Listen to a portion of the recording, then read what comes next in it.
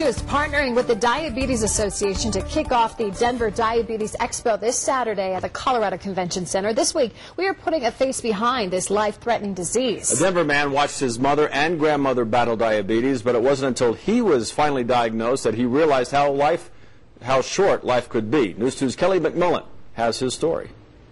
Eat a little differently today. You'd never know at first glance. Bob Averett is overcoming a life-threatening disease.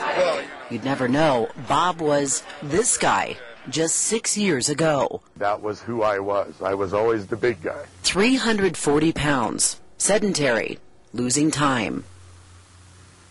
I didn't know any different. At age 35, he got the news. Yep, I was diagnosed with type 2 diabetes. My grandmother had several amputations due to the diabetes, and scared me to death when I got diagnosed with that. So he was faced with a choice: lose the weight or lose his life. It's like an alcoholic. Until you hit bottom and something drastic happens, you're not going to change that behavior.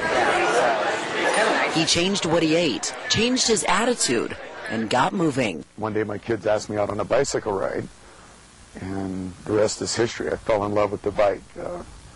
It was like being a kid again. His bike gave him freedom. That's my baby. That's the Trek 5200. The weight melted away. In 6 years, he's lost 140 pounds. He's off his diabetes medication, and he rides. Oh, this was on the Tour de Cure, Colorado. More than 4,000 miles a year. You see that picture? That's what 100 miles in Death Valley looks like. No, unfortunately, not going to see any today, but she will soon. When he looks back, that's a total stranger to me now. Total stranger. Bob knows if he can do it, there is hope for other diabetics. Feels good. Feels good to know that I can go out and ride any mountain in Colorado and not worry about it. I can go do anything I want to do.